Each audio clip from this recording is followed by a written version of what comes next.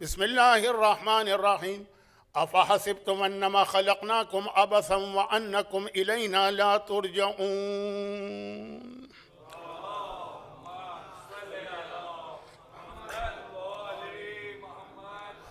मजलिस की इब्तिदा में ये अर्ज़ कर दूं कि मेरे एतबार से ये वाली मजलिस बहुत अहम मजलिस होती है। हमारे छठे इमाम की शहादत की मजलिस है और हमारे छठे इमाम के हवाले से एक प्रॉब्लम तो ये आता है कि चूँकि उनकी विलादत और रसूल खुदा की विलादत की डेट सेम है और रसूल खुदा सैयद कायनात बाइस तख्लीक़ कायनात उनका ज़िक्र ही इतना ज़्यादा होता है कि फिर 17 रबीउल अव्वल को अक्सर तो छठे इमाम का जिक्र रह ही जाता है, या अगर हो जाता है तो 2 मिनट 4 मिनट 5 मिनट। तो शहादत का मौका ही वो वाहिद मौका होता है और छठे इमाम की ज़ात, शख्सियत, पर्सनालिटी शीयत के एतबार से इतनी अहम है कि आप अंदाज़ा करें कि जो असल हमारी एक शिनाख्त है, जो हमारी एक आइडेंटिफिकेशन है, वो ये है कि हम जाफरी बाश गर खुदा खाही। फारसी के एक शायर का शेर है ना कि अगर खुदा चाहता है तो तुझे जाफरी बनना पड़ेगा। और यही वजह है कि दुनिया के बहुत से इलाक़ों में जो सरनेम जाफरी इस्तेमाल होता है वो इसलिए नहीं होता है कि ये छठे इमाम की औलाद हैं, ये सैयद की पहचान नहीं है। जैसे हमारे पाकिस्तान के कई इलाके हैं, अंदरून सिंध के इलाके हैं, वहाँ जाफरी का मतलब है कि ये छठे इमाम के मानने वाले हैं। तो जो हमारी एक शनाख्त है, जो हमारी एक आइडेंटिफिकेशन है, जो हमारी एक पहचान है, वो छठे इमाम के हवाले से। और छठे इमाम की शख्सियत तारीख़ इस्लाम में एक ऐसे मौके पर हमारे सामने आई।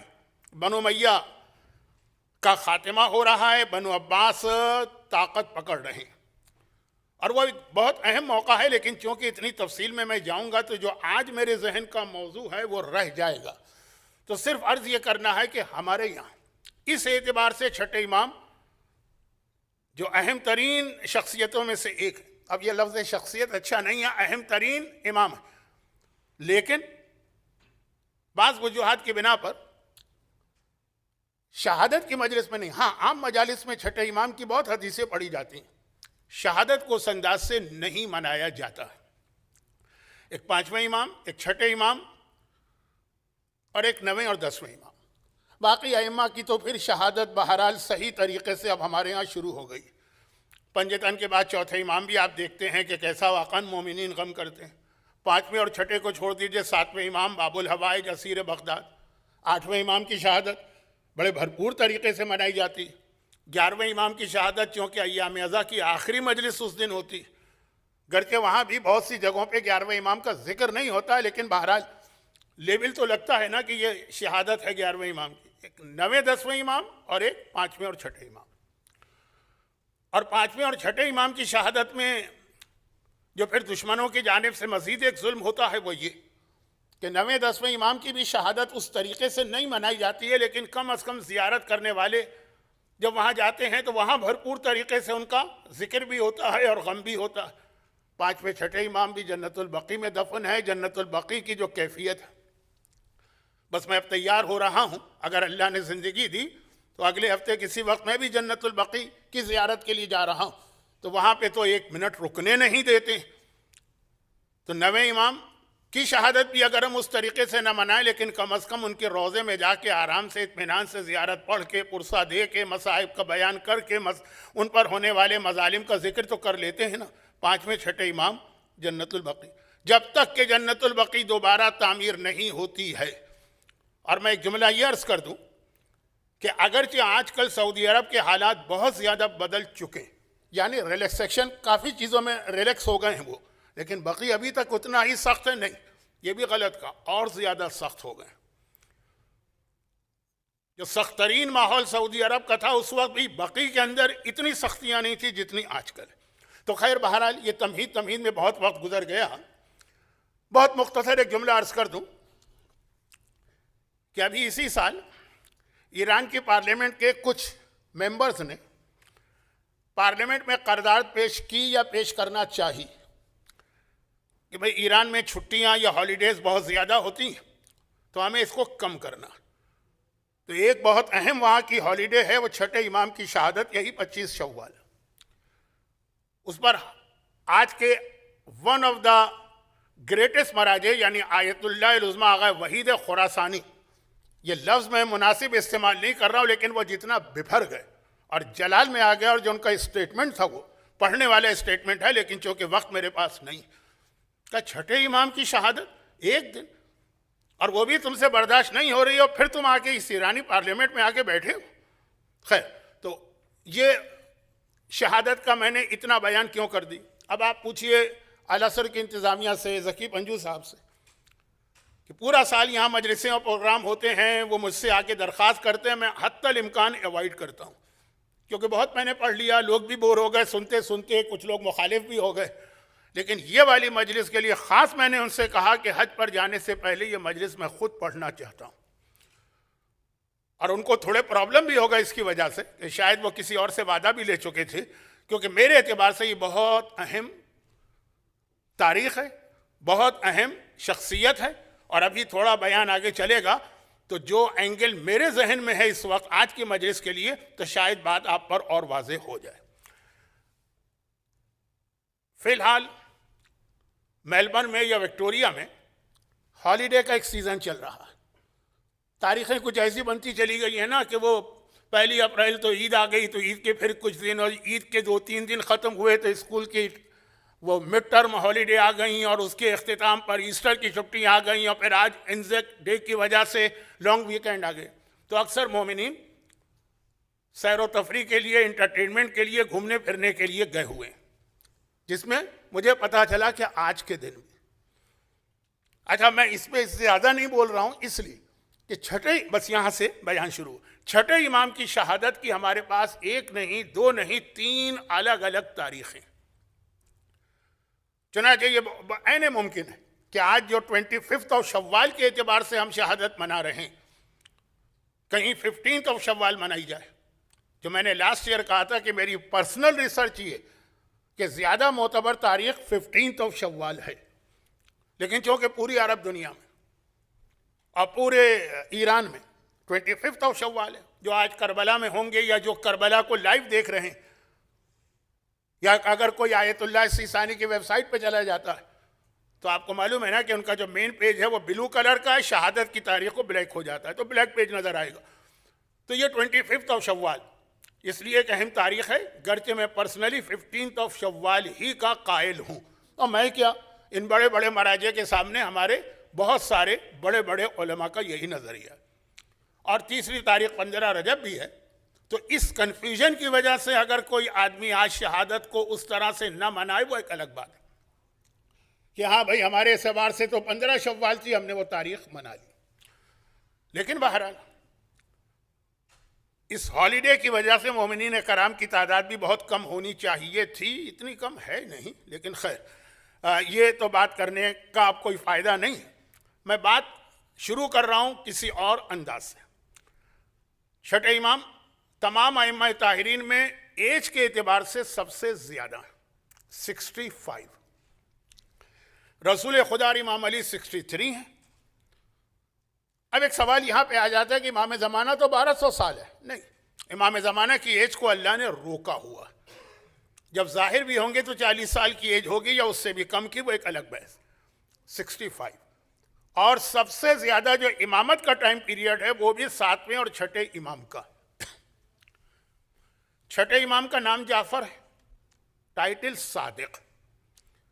अब इसके ऊपर मैं चूँकि पिछले 3-4 तकारीर में, यानी जो छठे इमाम के लिए मैंने 3-4 तकारीर की हैं, उसमें वजाहत कर चुका हूँ, आज मेरे पास वक्त नहीं। इस टाइटल सादिक के कई रीज़न हैं, जिनमें वन ऑफ द रीज़न ये है कि चूँकि इसी फैमिली में जाफ़र नाम की एक और पर्सनैलिटी आगे पैदा होने वाली थी और वह झूठा दावा इमामत करने वाले थे। तो रसूल खुदा की एक हदीस थी ना, जिसमें कहा कि ये वाला जाफ़र सच्चा होगा, इसको सादिक कहना, वो जाफ़र झूठा होगा। चुनाचे वो जाफ़र एक कज़्ज़ाब कहलाए, लेकिन फिर चूँकि तौबा कर ली तो जाफ़र एक तव्वाब। एक रीज़न ये है, लेकिन it's not the only reason. और भी कई वजूहात। यहाँ पे सिर्फ एक छोटी सी बात कह रहा हूँ जिसकी वजह से बहुत सारे लोग जब वैसे ही मुझसे नाराज होते हैं मजीद नाराज हो जाएंगे। लेकिन बहरहाल जो तारीखी हकीकत है वो अपनी जगह है। छठे इमाम ने 2 शादियां की थी। अब ये शादियों के मसले की मैं डिटेल में नहीं जा रहा हूँ। शादियां और उम्मुल वलाद और कुछ ऐसी इस्लामी टर्म हैं जिसको समझाने जाऊंगा तो असल चीज़ रह जाएगी। 2 शादियां की थी। एक अपनी फर्स्ट कजिन से, यानी बिल्कुल बिल्कुल जो हमारे यहाँ एक लफ्ज़ इस्तेमाल होता है नजीब तरफ़ैन सैदानी, और एक ऐसी खातून से जो बहैसियत कनीज़ मदीने में लाई गई थी, जिनका ताल्लुक़ था मराकश के इलाके से। मराकश और उसके अतराफ़ का जो इलाका है जो अरब दुनिया में अल मगरिब कहलाता है, जिसमें ट्यूनिस भी आता है, मराकश भी आता है और थोड़ा सा स्पेन का कुछ हिस्सा भी आता है। बहरहाल सैदानी कहीं से भी नहीं थी, कबीले बर्बर से ताल्लुक़ था, उम्मे हमीदा। अब जो फर्स्ट कजिन नजीब तरफ़ैन सैदानी है, उनसे जो बेटा पैदा हुआ अब्दुल्ला, जो छठे इमाम का बड़ा बेटा था, उनकी शहादत के वक्त वो बिल्कुल अपने बाप के भी खिलाफ और इमाम बरहक 7वें इमाम के भी खिलाफ, और इतना खिलाफ के 7वें इमाम के सामने उसने अपनी इमामत का दावा किया, यह कह कर के वो झूठ बोल रहे हैं, सच्चा तो मैं हूं क्योंकि मैं बड़ा बेटा हूं। और जो जाहिरी तौर पर एक कनीज की औलाद थी, नऊज़ु बिल्लाह, जुमला में बड़ी यानी दिल पे जबर करके कह रहा हूं क्योंकि वक्त कम है, अल्फाज को बनाने संवारने का वक्त नहीं। उम्मे हमीदा, हमारी जाने कुर्बान उन पर। अशहदु अन्नका कुन्ता नूरन फिल अस्लाबि शामिखा वल अरहामिल मुतहहरा, ज़ियारत वारिसा में जिन रहम को पाक और पाकीज़ा करार दिया गया वो उम्मे हमीदा है, लेकिन सैदानी कहीं से नहीं। उनके बेटे को अल्लाह ने हमारा 7वां इमाम बनाया। तो इस्लाम के अंदर इस किस्म का जो ये कास्ट सिस्टम है या जो नस्ली गुरूर कुछ लोगों के जहन में वो नहीं चलता। नजीब तरफ़ैन सैयद होकर वो अपने बाप के खिलाफ जा सकता है, अपनी माँ के खिलाफ जा सकता है, अपने भाई के खिलाफ जा सकता है। कौन? जो इमाम बरहक, और बज़ाहिर ख़ानदान से दूर दूर कोई ताल्लुक़ नहीं रखता है, लेकिन वो अल्लाह की निगाह में वो खातून इतनी अहम हो जाती है। ये जुमला बहुत ज़्यादा आगे चलकर इसके अंदर बातें कही जा सकती हैं, लेकिन चूँकि मेरा आज का मौजू ही बिल्कुल मुख्तलिफ और बड़ा खुश्क मौजू है, ये मैं अभी से कह रहा हूँ। तो खैर 2 बीवियाँ समझ लीजिए, और फिर उनसे मुख्तलिफ औलादें हों, जिनमें 3 तो बेटियाँ हैं। उम्मे फरवा, उम्मे फरवा छठे इमाम की माँ का नाम भी है, छठे इमाम की बेटी का नाम भी है। वजह तो आपके सामने, आप में से भी बहुत से लोग अपनी बेटी का नाम अपनी माँ के नाम पे रखते हैं, माँ की याद बरकरार रखने के लिए। और एक जनाब अस्मा और एक जनाब फ़ातिमा, क्योंकि मसाइब में इन 2 बच्चियों का जिक्र आता है जो बहुत छोटी थी जब छठे इमाम की शहादत हुई। लेकिन अब इससे पहले कि मैं मज़ीद छठे इमाम के हवाले से कुछ बात करूं, जो मेरा असल मौजू है उसका आगाज़ कर दूं सूरह मोमिनून की आयत नंबर 115, जिसमें कुरान हमसे एक सवाल कर रहा है, अल्लाह और हमसे एक सवाल कर रहा है, और फिर साथ में एक हिंट भी दे रहा है। सवाल का जवाब देते वक्त ख्याल रखना इस बात का। सवाल क्या कर रहा है? अफ़हसिब्तुम अन्नमा खलक़नाकुम अबसा, ऐ इंसानों तुमने क्या समझा, क्या हमने तुम्हें बिल्कुल बेकार अबस खेल कूद में पैदा किया? जैसे बच्चे होते हैं ना, खेल रहे होते हैं। अब अगर समंदर के किनारे भी जाएंगे तो वो मिट्टी के अंदर एक घर बनाएंगे, लेकिन वो घर बेकार, खेल कूद। क्या तुम समझ रहे हो कि हमने तुमको इसलिए पैदा किया, कोई मकसद नहीं, बस एक हमारा खेल था कि बनाओ इंसानों को, उसके बाद फिर जब दिल भर जाए तोड़ दो। खेल में यही होता है ना, आदमी ने वो घर बनाया, उसके बाद दिल भर गया, एक लात मारी, उसको तोड़ के चला गया। अब ये हमसे सवाल हो रहा है कि सोचो, क्या हमने तुम्हें बेकार पैदा किया या किसी मकसद से पैदा किया? अच्छा, अब अगर मकसद से पैदा किया है तो कुरान ने एक इशारा दे दिया कि मकसद पर जब गौर करना तो इस तरफ मत जाना कि हाँ हमको इसलिए पैदा किया है कि हम आलीशान मकानात बनाए, बेहतरीन गाड़ियाँ हमारे पास हों। कौन सी गाड़ियाँ जिनके तो नाम लेना भी मुझे नहीं आते, फरारी और पता नहीं कौन कौन सी, आलीशान महल्लात, बड़े बैंक बैलेंस, बेहतरीन कंपनियाँ, अच्छी बीवी, इसके लिए नहीं। अन्नकुम इलैना ला तुरजऊन, क्या तुम एक दिन पलट के वापस हमारे पास नहीं आओगे? ये एक इशारा कुरान कर रहा है कि तुम्हें जिस मकसद के लिए पैदा किया है उसका ताल्लुक तुम्हारी वापसी के सफर से है, रोज़ क़यामत से। अच्छा, अब सवाल तो किया कुरान ने कि गौर करो, लेकिन उसके बाद खुद ही कुरान ने इसका जवाब दिया और मशहूर तरीन आयत में जवाब दिया। अभी यहाँ का अफा हसिब तुम अन्नमा खलकनाकुम अबसा, लफ्ज़ अबस उर्दू में भी इस्तेमाल होता है। और फिर खुद ही जवाब दिया वमा खलक़तुल जिन्ना वल इंसा इल्ला लियअबुदून, बस याद रखो कि हमने इंसानों को सिर्फ अपनी इबादत के लिए पैदा किया। पहले सवाल किया कि गौर करो किस मकसद के लिए, फिर खुद जवाब दिया हमने पैदा किया अपनी इबादत के लिए। इबादत किसे कहते हैं, यह है मेरा असल मौजू, और इसके हवाले से कुछ अहम बातें आधी तकरीर के बाद। चलें, हमारे यहाँ भी एहतराम मिंबर है कि तकरीर बड़ी खुश्क हो जाएगी, लेकिन बहुत कम लोग ऐसे होंगे जो दौरान तकरीर उठ के चले जाएंगे। भाई जब आ गए हैं तो एहतराम मिंबर या आदाब आज़ादारी है कि आखिर तक बैठना ही, वरना मैंने तो कराची में वहाँ भी मजलिसें पढ़ी हैं कि जहाँ पसंद नहीं आया लोगों को 200 आदमी एक साथ उठ के चले जाते थे। खैर, तो खुलासा यह है कि अब आपको सुनना तो है, मेरी वजह से नहीं, इस फर्श अज़ा के एहतराम की वजह से। कुरान ने कहा इबादत के लिए पैदा। इबादत किसे कहते हैं, इबादत किसे कहते हैं? अब देखिए, एक तो इबादत के वो माने हैं जो अवाम के पास है। अवाम के पास इबादत के बहुत ही एक मामूली से और ज़ाहिरी माने। रिवायतें आप उलमा से सुनते रहते हैं, मैं सिर्फ थोड़ा सा इशारा करके अपने असल मौजू की तरफ जाऊंगा।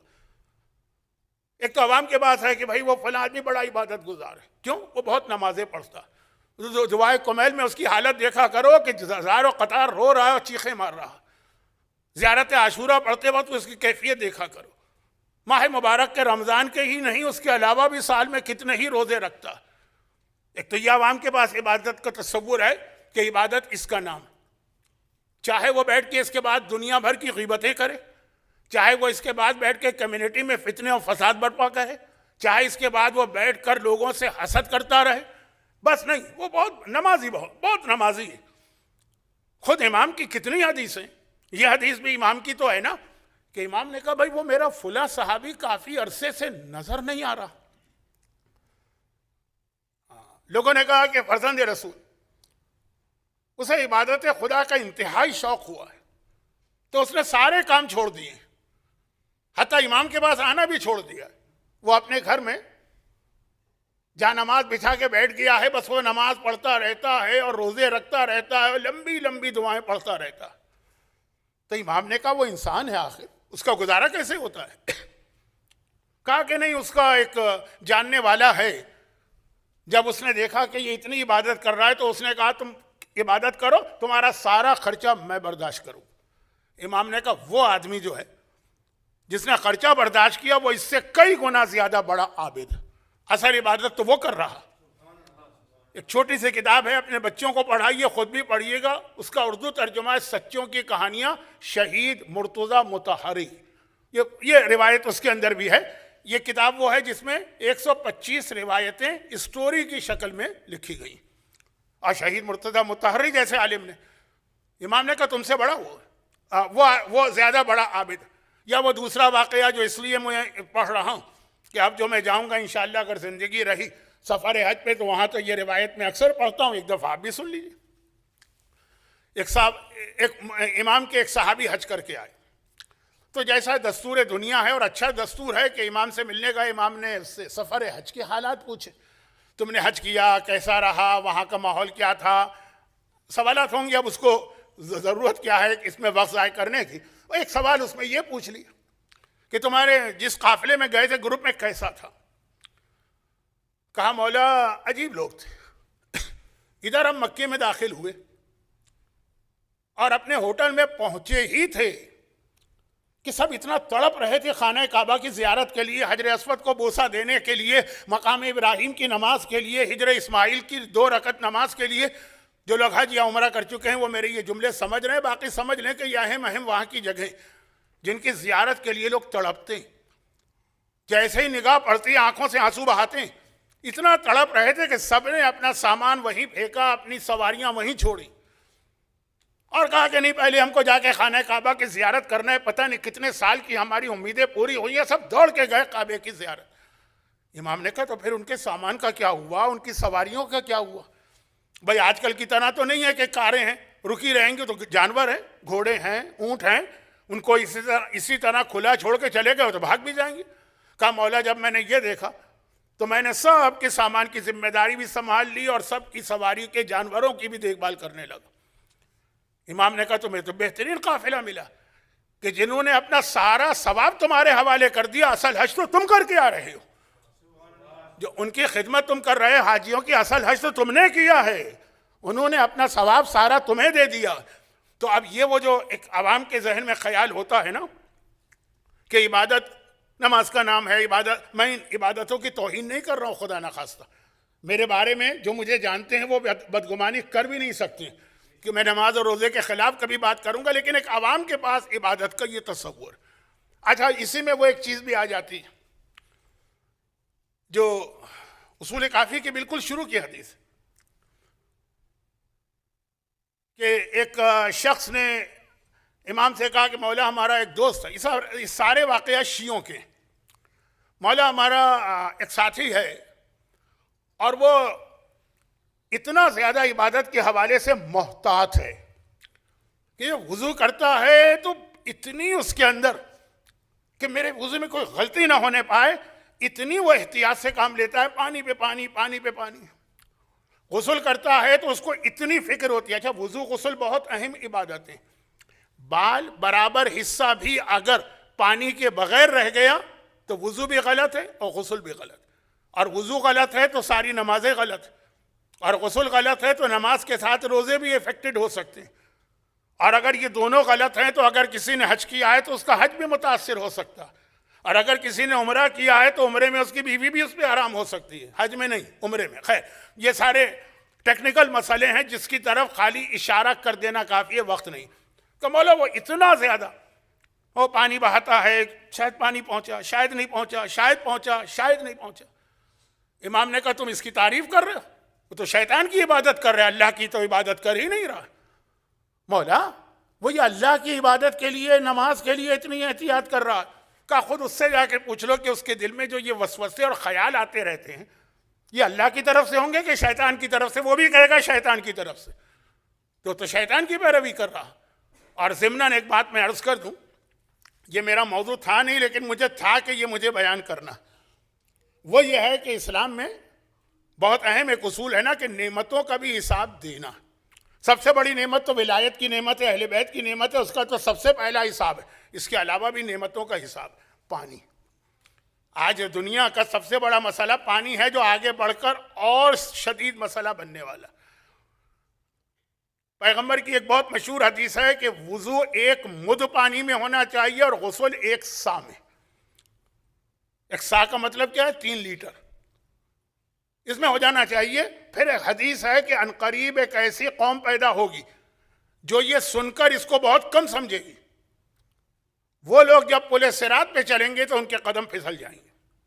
अच्छा, मैं अपनी जेब में भी एक आपको आपके सामने पेश करने के लिए, डेमोस्ट्रेशन के लिए एक बोतल लेकर आया हूँ। देखिए ये बोतल, देखिए ये वाली। इस बोतल से वुज़ू तो छोड़े, पूरा गुस्ल हो सकता है इसमें जितना पानी। शरई गुस्ल, आपकी आदत की बात नहीं कर रहा हूँ, जो शरई गुस्ल है ना, जो औरतें नजिस होने के बाद पाक होने का गुस्ल करती हैं, जो शादीशुदा अफराद गुस्ल करते हैं, जो जवान अफराद लोग गुस्ल करते हैं, इस बोतल में पूरा गुस्ल हो जाना चाहिए।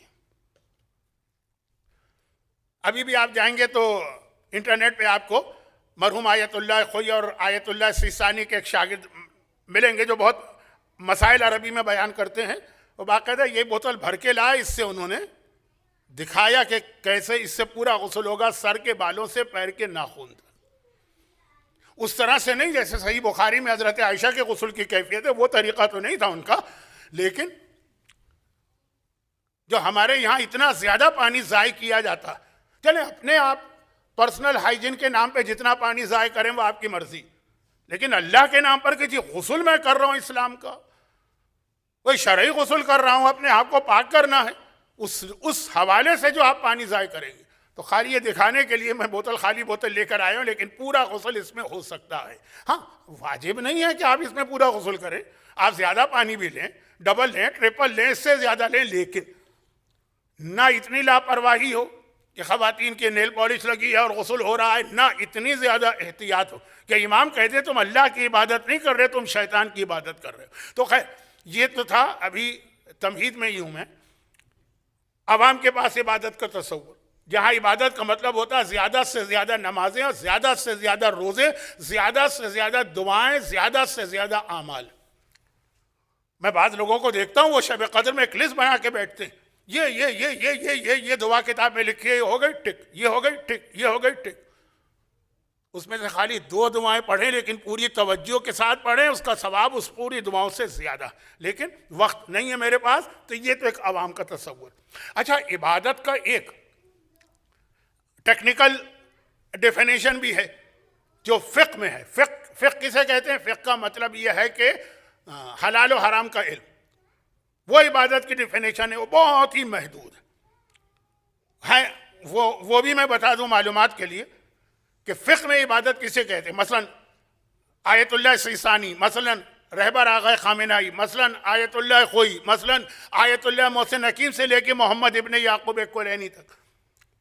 टेक्निकल टर्म में इबादत किसे कहते हैं? टेक्निकल टर्म में इबादत वो कहते हैं जिसके अंदर क़ुर्बतन इल्लाह की नीयत के साथ अमल किया जाए। जो इसके बगैर अमल हो जाए वो टेक्निकल टर्म में इबादत नहीं। लेकिन जो कुरान का पैगाम है उसमें वो इबादत है, उसी पे आ रहा हूँ।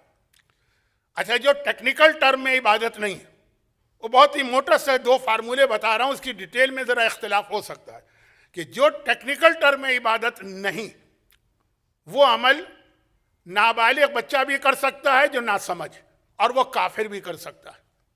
और जो टेक्निकल टर्म में इबादत है उसकी शर्त यह होती है कि अव्वल तो अक्सर मराजे कहते हैं नाबालिग बच्चा कर ही नहीं सकता, और जैसे आगा सिस्तानी की तरह से वो कहते हैं कि नहीं, नाबालिग बच्चा समझदार हो तो कर सकता है, ना समझ नहीं कर सकता, और काफिर नहीं कर सकता। बात को आसान करने के लिए एक मिसाल दे दूं मौत की। एक आदमी मर गया, मरने के बाद उसको गुस्ल मैयत देना, उसके बाद उसको कफन पहनाना, उसके बाद उसके आज़ाए सिजदा पे काफूर लगाना, उसके बाद उसकी नमाज पढ़ना है जनाजे की, उसके बाद उसे दफन करना है। 5 चीज़ें हैं ना। अब इन 5 में से गुस्ल इबादत है टेक्निकल टर्म में। चुनांचे ये गुस्ल करने देने वाला या तो मोमिन होगा, मुसलमान, या आगा सीसानी के यहाँ समझदार बच्चा भी चलेगा। बाकी मराजे के पास, ज़्यादातर के पास नाबालिग बच्चा नहीं चलेगा, समझदार हो कि ना समझ, और काफिर नहीं चलेगा। सिर्फ एक बहुत एक्सट्रीम केस आता है, वो छोड़ दीजिए। इसके बाद आया नमाज के बाद कफन। कफन इबादत नहीं। चुनांचे मैयत को कफन देने के लिए नाबालिग बच्चे भी आ सकते हैं, नासमझ बच्चे भी आ सकते हैं, काफिर भी आ सकता है, क्योंकि उसमें नियत शर्त नहीं है, क़ुर्बतन इल्लाह का इरादा ज़रूरी नहीं। इसके बाद आता है मैयत के आज़ा पे काफूर लगाना, यह भी इबादत नहीं। चुनांचे बच्चा भी कर सकता है, काफिर भी कर सकता है, सिर्फ ये कि काफिर नजिस है तो नजासत मुंतकिल ना हो, ग्लव्स वगैरह पहन के मसलन। लेकिन नमाज जनाजा इबादत है, उसके लिए लाजिम है कि मुसलमान हो, बालिग हो। सिर्फ आगा सिस्तानी कहते हैं समझदार नाबालिग भी चल जाएगा, ना समझ तो नहीं चलेगा। असल ना समझ को पकड़ लीजिए, और काफिर भी नहीं चलेगा। दफन इबादत नहीं। दफन जो है वो काफिर से भी कराया जा सकता है, छोटे बच्चे से भी। तो अब ये एक मैयत 5 चीज़ें हैं, में से 2 चीज़ें इबादत हैं, 3 चीज़ें इबादत नहीं। और फार्मूला वही याद रखिए कि जो चीज़ इबादत होगी उसमें नंबर 1 नियत शर्त है, बगैर नियत के नहीं। नंबर 2 उसमें यह शर्त है कि मुसलमान हो, काफिर नहीं चलेगा। और नंबर 3 नासमझ बच्चा नहीं चलेगा, बल्कि बहुत से मराजी के पास समझदार भी नहीं चलेगा, बालिग होना चाहिए। यह है टेक्निकल तारीफ। लेकिन जो बीच वाली तारीफ है, जो कुरान कह रहा है कि हमने इबादत के लिए पैदा किया, उसके माने क्या? वो जो मेरा असल मौजू है, उस इबादत के माने हैं हर वो अमल जो परवरदिगार की रज़ा के मुताबिक। अगर नमाज खुदा की रज़ा है तो उस दिन नमाज इबादत, और अगर बिस्तर पे जाके सारी रात सो जाना रज़ाए परवरदिगार है तो अपनी नमाजें छोड़कर बिस्तर पे सो जाओ, यही इबादत करार पाएगा। अगर रोज़ा रखने, आज अल्लाह को हमारा रोज़ा चाहिए, आज अल्लाह रोज़े से राज़ी है तो आज के दिन रोज़ा इबादत। और अगर ईद के दिन अल्लाह को हमारा रोज़ा नहीं चाहिए है, हराम है, और उस दिन हम रोज़ा रखना चाहें तो अब रोज़ा रखना इबादत नहीं है, गुनाह हो जाएगा। जिस मौके पर जो अल्लाह की रज़ा हो। एक पायलट है, एक सर्जन है, कोई ऐसा ऑपरेशन कर रहा है, बिल्कुल ऐसे स्टेज पर है और फजर की नमाज कज़ा हो रही है, तो वो मरीज की जिंदगी से खेलेगा कि नमाज पढ़ेगा? मर्जी है परवरदिगार। जिस मौके पर कभी नमाज मर्जी होती है कि नमाज छोड़ना मर्जी होती है। मौला ने भी एक नमाज इशारों से पढ़ी थी जिसकी खातिर पे सूरज पलट के आया था। खैर, तो अब खुलासा ये कि नमाज हो कि रोजा हो कि तिलावत कुरान हो कि बाकी जितनी मशहूर इबादतें, ये सब जिस वक्त मर्जी खुदा हो तो ये इबादत है, जिस वक्त ये चीजें मर्जी खुदा ना हो इनको छोड़ना इबादत होता है। अब असल सवाल आया, यहां से मेरा असल मौजू शुरू हुआ, और वो ये कि हमें पता कैसे चले कि किस वक्त, किस लम्हे, किस दिन, किस जगह पर अल्लाह की मर्जी क्या है।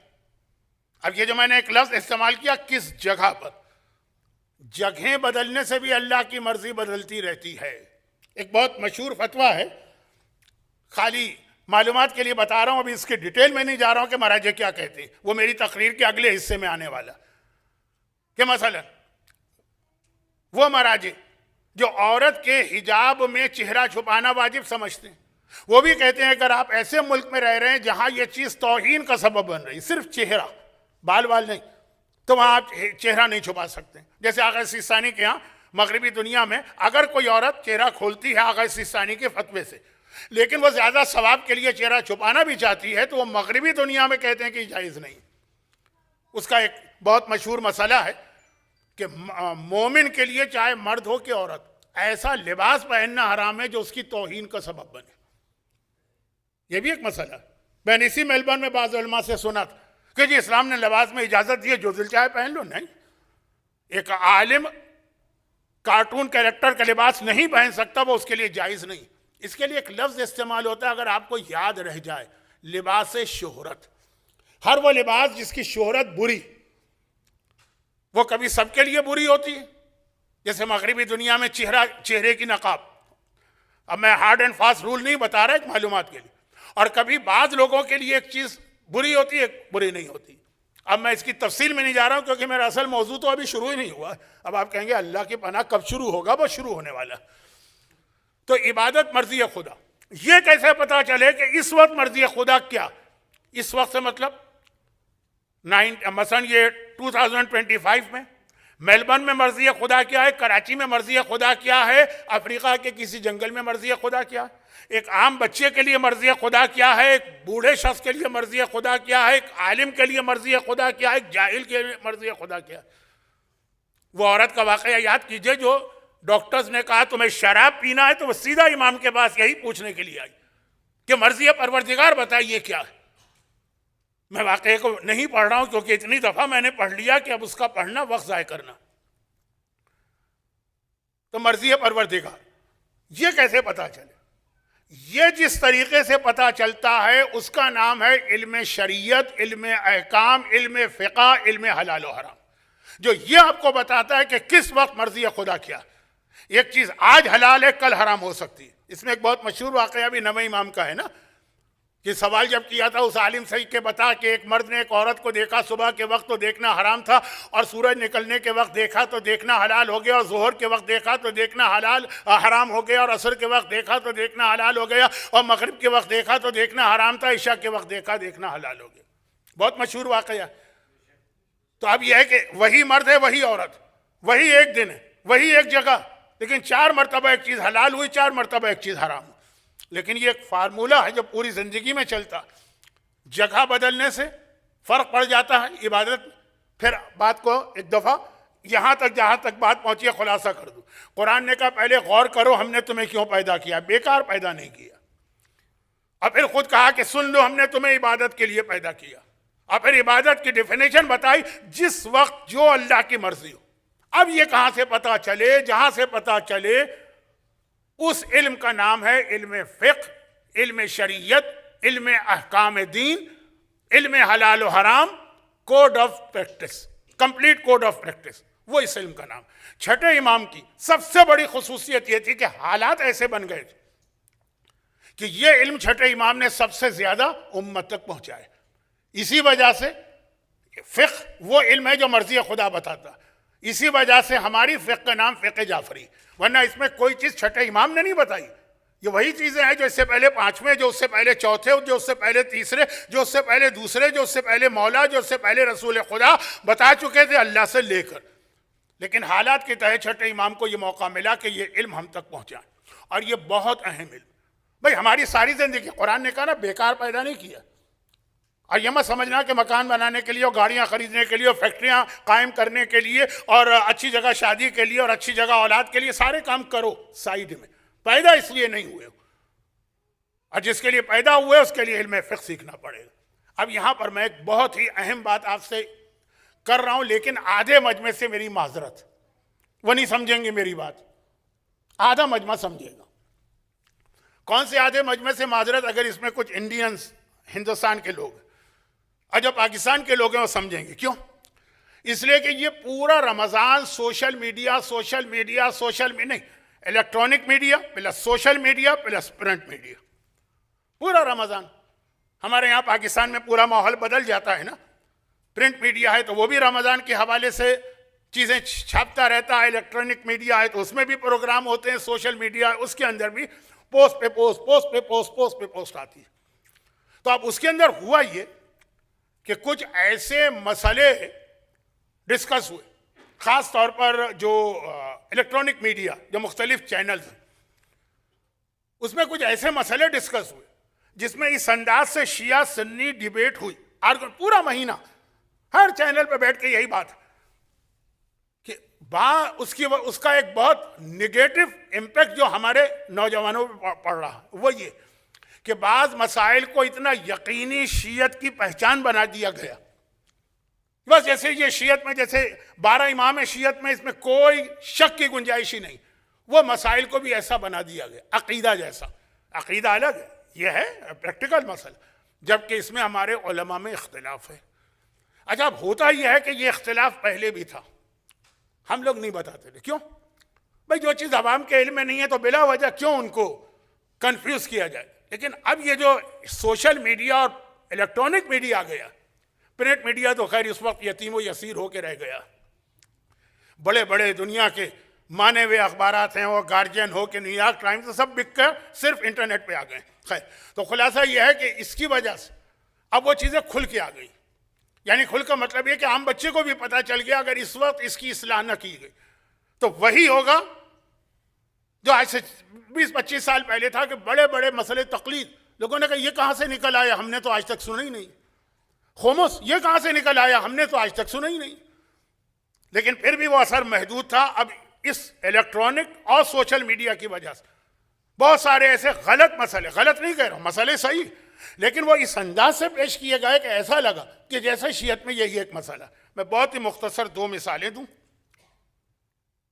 और उसके बाद फिर एक अपनी तरफ से मसला आपकी मालूमात के लिए बता दूं और फिर तकरीर के आखिरी हिस्से में जाऊं। नंबर 1, बहुत ज्यादा जो मसला हर साल रमजान में एक जेर बहस आता है, और क्योंकि पाकिस्तान के मीडिया में ये जेर बहस आता है तो इंडिया वाले तो समझ भी नहीं पाएंगे कि मैं क्या बात कर रहा हूं। हाँ, उनको मालूम है कि एक मसला है ये इख्तिलाफी, लेकिन इतना जोर और शोर के साथ।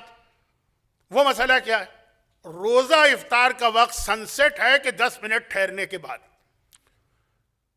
अच्छा, अब आप जाइए, जितने भी इस वक्त चैनल थे पाकिस्तान में रमजान में, हर एक में ये डिबेट हो रही है। एक शिया आलिम को बिठाए, एक सुन्नी आलिम को, वो अपनी दलीलें ला रहे हैं, ये अपनी दलील ला रहे हैं। और क्योंकि कुरान की आयत है वातिमुस्सियाम इला लैल, रात तक रोजा करो, तो रात किसे कहते हैं? तो इसमें हमारा मसला जो है वो ज्यादा सही लग रहा है। लेकिन क्या मतलब हमारा मसला क्या? ये आप कह सकते हैं कि हमारे ज्यादातर मराजे का, लेकिन हमारे यहां ऐसे मराजे आज भी हैं, आज लफ्ज आज पर जोर दे रहा हूं, जिनका ये फतवा है कि वो जो मसला अहले सुन्नत के यहां है वो हमारे यहां भी। सूरज डूबने के बाद आप नमाज भी पढ़ सकते हैं और रोजा भी इफ्तार कर सकते हैं। अच्छा देखिए, कुछ मसले ऐसे होते हैं जिसके अंदर हमारे मराजे में इख्तिलाफ था, लेकिन वो इख्तिलाफ डेड है, लाइव नहीं है। यानी 1000 साल पहले खत्म हो गया, 900 साल पहले तक था, फिर उसके बाद वो फतवा देने वाला कोई नहीं। यानी रिसर्च के बाद तय हो गया कि वो मसला गलत है, सब एक ही बात कह रहे हैं। जैसे एक मिसाल दे दूं, हमारे यहां शुरू जमाने के मराजे, आज के नहीं, अब एक तो तरीका है ना कि जो खराबी शियत में नजर आती है लोग नए मराजे की गर्दन पे डाल देते, कहते हमने बुजुर्गों से तो कभी नहीं सुना था। ये मसला आज से 1200 साल पहले का बता रहा हूं। शियत में बराबर से दो फतवे थे, रमजान और ईद के। क्या फतवे थे? एक उलमा के मुज्तहिदीन के गुरोह का नजरिया था कि चांद देखकर रोजा रमजान शुरू करेंगे, चांद देखकर ईद, जो आजकल आप करते हैं। लेकिन एक का था कि नहीं, रमजान हमेशा 30 का होगा, शाबान 29 का होगा, डेट फिक्स है, जो सऊदी अरब का कैलेंडर है, जो बोहरी कम्युनिटी का कैलेंडर है। बल्कि इतने उलमा दो हिस्से में बढ़ गए थे कि बाकायदा उनके नाम थे। जो चांद के कायल थे उनका नाम था असहाबुर रोयत, रोयत हिलाल कमेटी ना, असहाब रोयत। और जो इसके कायल थे कि नहीं 1 महीना 29, 31, 29, 31 चांद वांद देखने की जरूरत नहीं, उनका नाम था असहाबुल अदद। लेकिन ये डेट मसला आज से 1000 साल पहले या 1100 साल पहले रिसर्च के बाद ये बहस खत्म हो गई। अब जितने आ रहे हैं सब असहाबे रोयत हैं। तो उस टाइप की मिसाल मैं नहीं दे रहा हूं, मैं दे रहा हूं जो आज भी लाइव मसला है, जो आज भी ऐसे महाराज हैं जिनका ये नजरिया है कि सूरज डूबते ही सनसेट का जो टाइम आपके पास कैलेंडर में लिखा होगा या टीवी पर आ रहा होगा या इंटरनेट पर होगा, आप रोजा इफ्तार कर सकते हैं 10 मिनट पहले। लेकिन इस अंदाज से पाकिस्तानी मीडिया पर शियत की इस मसले पर डिबेट और आर्गूमेंट हुआ। मैं नहीं कह रहा हूं गलत हुआ, क्योंकि हमारे जितने मशहूर मराजे हैं, मसलन मरहूम आयतुल्लाह खोई, मरहूम आगा मोहसिन हकीम, आयतुल्लाह सिस्तानी, रहबर आगा खामेनाई, वो सब यही कहते हैं 10 मिनट वाला। लेकिन ये तासुर देना कि जैसे सारी शियत इस पे मुत्तफिक, ये आगे प्रॉब्लम क्रिएट करेगी। कोई दूसरा मर्जी आएगा, वो मर्जी जो कहता है कि नहीं वो सूरज डूबने के साथ आप रोजा इफ्तार कर सकते हैं, तो क्या होगा? एक बहुत बड़ी तादाद तो हमारे शियों की कहेगी हम ऐसे मर्जी को मानते ही नहीं। फिर उनमें कुछ निकलेंगे कि हम तकलीद ही को नहीं मानते, क्योंकि उसमें तो आपकी नाक कटेगी अहले सुन्नत के सामने। वो सारे के सारे क्लिप दिखा देंगे। अब आजकल तो हर चीज रिकॉर्ड में महफूज है कि जी आप पहले तो कहते थे कि 10 मिनट ठहर जाओ, देखिए अब आपके मर्जे ने भी मान लिया। वो जो थंबनेल लग जाएगा, शिया महाराजे ने भी सुन्नी मजहब की सच्चाई को तस्लीम कर लिया। ये मजहब की सच्चाई नहीं है। मजहब की सच्चाई होती है अकीदे की बुनियाद पर, फिक़ही मसाइल की वजह से नहीं। लेकिन इस अंदाज से ये मसला है। बल्कि मैं आपको ये बता दूं कि ज्यादातर जो बिल्कुल एक जरा न्यूट्रल किस्म के अहले सुन्नत है, वो भी कहते हैं शियों का मसला कुरान के अकॉर्डिंग लग रहा है।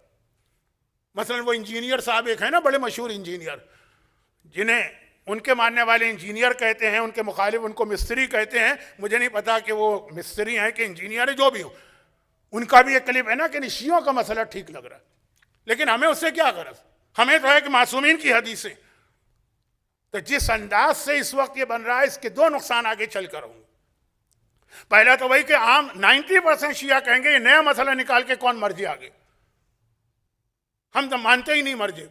और जो हमारे दुश्मन है, जब वो एतराज करेंगे कि शिया उलमा ने भी सुन्नी मजहब की सच्चाई मान ली।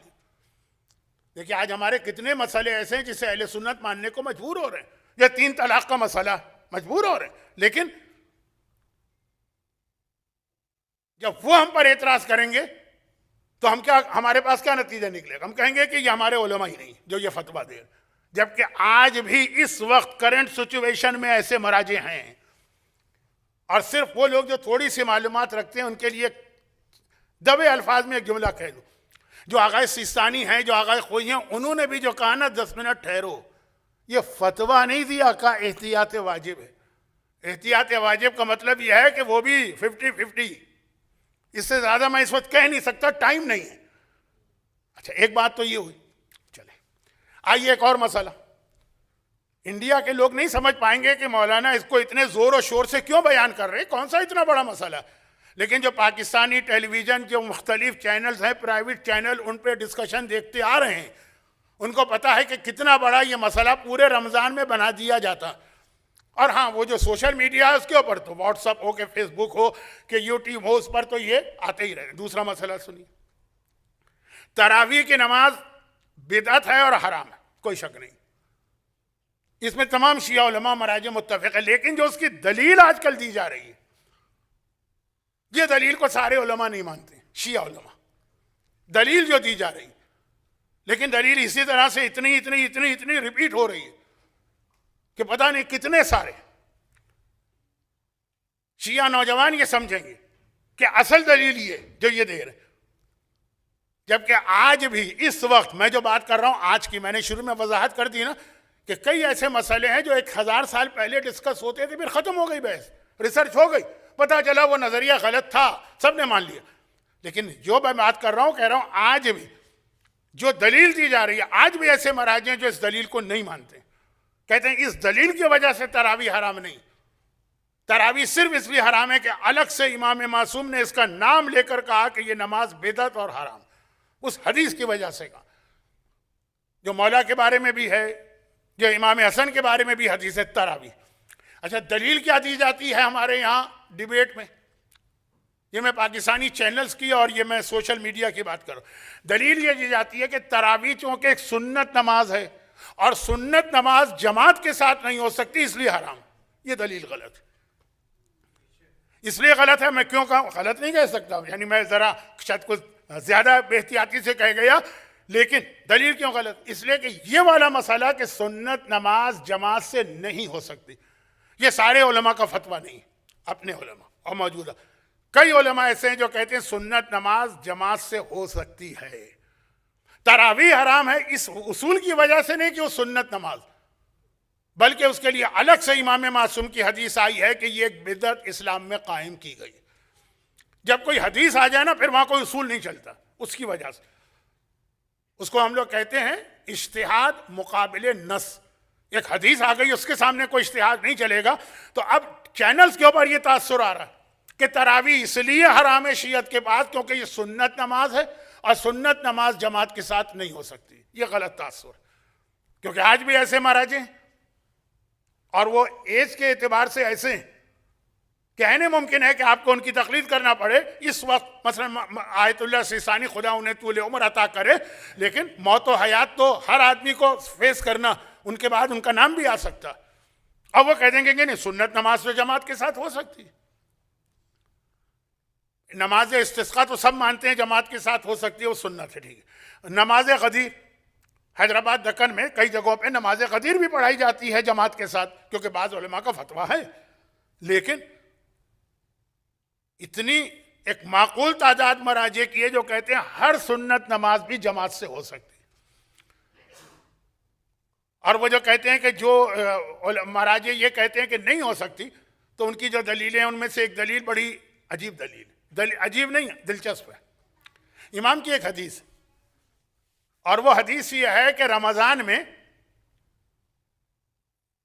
सुन्नत वाजिब कोई चीज भी मस्जिद में नहीं करो, घर जाके करो। अब उसमें बड़ी बहस है, लेकिन एक बहुत अहम उसूल है। हमारे बुजुर्ग बहुत, कितना उनका विजन था, आज मैं गौर करता हूं तो समझ में आता। हमारे यहाँ हिंदुस्तान और पाकिस्तान की मस्जिदों में उस तरह का इफ्तार नहीं होता जैसे मेलबर्न में होता या पूरे वेस्ट में होता। वहाँ नमाज पढ़ी आपने, खजूर, एक आध पकौड़ा, एक आध समोसा, भूख तो नहीं लग रही है, नहीं लग रही होगी, तो खैर, तो ये है कि ये खाया, फिर जाके घर में खाना खाते। बड़ी सख्त अकीद है इमाम की कि इफ्तार जो प्रॉपर मील है वो हमेशा रमजान में अपने बच्चों और अपने घर वालों के साथ बैठ के करो।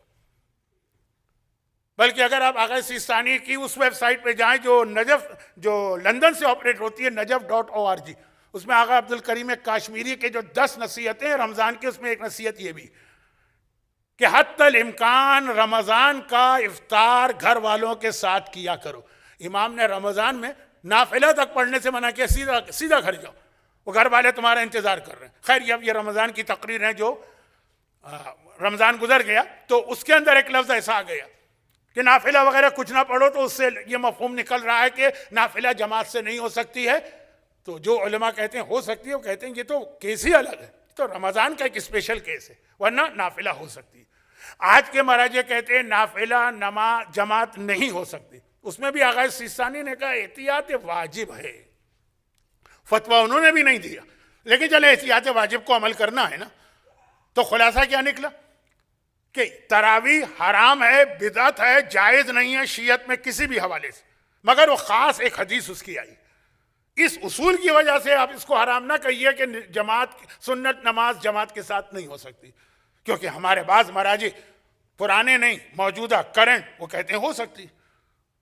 फिर यही कि जब उनका जमाना आ जाएगा तकलीद का तो फिर वही बात होगी, लोग कहेंगे ये कहां से नए मसले आ गए, तो हमने तो आज तक सुना ही नहीं था, हमने तो इतने सारे उलमा से सुना था कि जमात के साथ नहीं हो सकती। और फिर वो गैर शियों को मौका मिलेगा, वाकई वो तो थंबनेल लगा देंगे कि आज शिया आलिम ने भी मान लिया कि सुन्नत नमाज जमात से हो सकती। तो अब ये सिर्फ मैं ये इसलिए बता रहा हूं कि फिक्र जिसके लिए हमको पैदा किया गया, बात यहां से चली, मर्जी खुदा के लिए ना, वो ये बताती है फिक्र, हलाल और हराम का इल्म। लेकिन ये कॉम्प्लिकेटेड इल्म है।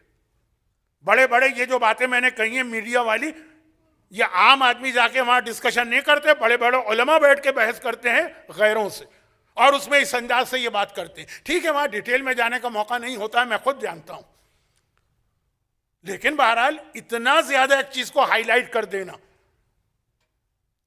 कि एक शिया नौजवान ये समझे कि ये दो मसले तो ऐसे हैं जैसे इमामत का अकीदा शियत में, कि इसमें तो कोई इख्तिलाफ ही नहीं, इसके जो बाद के इफेक्ट्स हैं, जो इसका इंपैक्ट पड़ेगा आगे चलकर, पूरा निज़ाम मरजइयत हिल के रह जाएगा। हमारे दुश्मन तो वैसे ही निज़ाम मरजइयत को ख़त्म करने के लिए कोशा, उसमें तो उनको एक चांस और मिलेगा, इतना बड़ा चांस। भाई फिर जुमला दोहरा दूं, आज से 50 साल पहले जब मैंने खारादर कराची में तकलीद और खोमोस, अरे ऐसे ऐसे मसले, देवर से पर्दा वाजिब है, इस पर हंगामा हो गया, कहाँ से मसला निकाल के लिया है मौलाना, आज तक नहीं सुना। औरत को अपने हिजाब में पैर छुपाना है, तो आज तक लाहौर के अंदर कितनी औरतें नाराज बैठी, कहाँ से निकाल के लिया है मसला। लेकिन उस वक्त ये चीज़ें मीडिया की वजह से इतनी ज़्यादा मशहूर नहीं थी, लेकिन आज जो एक तरफा एक चीज़ बताई जा रही है, इसके नुकसान। अब आइए एक छोटी सी बात और मैं आपको बता दूं, ताकि तकरीर के दौरान आगाए सिस्तानी और आगाए खोई दोनों के जो असल दो मसले थे ना, उसमें एहतियात वाजिब का लजाया ये भी वाज़ेह हो जाए, और इससे आपको एक एडवांटेज भी मैं फिलहाल मिल जाएगा। खुदा दोनों की उम्र को तूलानी करे, लेकिन जब तक ये दोनों हैं वो क्या है वो सुनिए। ये आया कि आगा कोई भी कहते हैं कि एहतियात वाजिब है कि रोज़े में 10 मिनट इंतज़ार करो, और नमाज में भी, और सुन्नत नमाज भी एहतियात वाजिब है कि जमात के साथ ना पढ़ो, एहतियात वाजिब। सेम वर्डिंग आगा सीसानी की भी। अब इसमें एक ज़िमनी मसला भी आ जाएगा।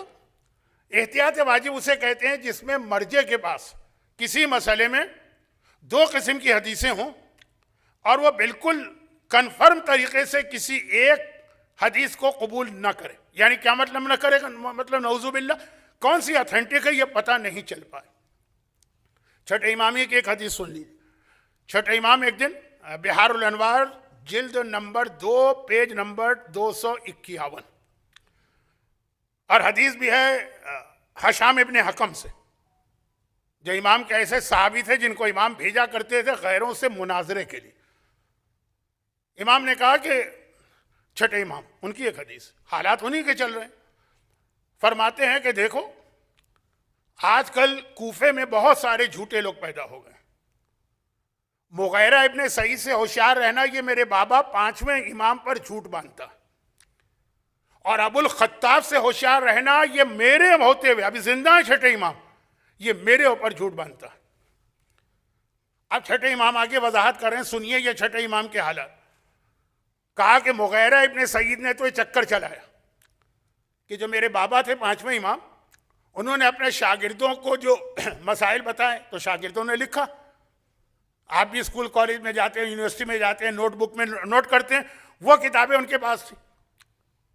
इसने अपने शागिर्दों को, मुगैरा झूठे ने अपने शागिर्दों को भेजा कि जाओ और इमाम के शागिर्दों से दोस्ती बढ़ाओ।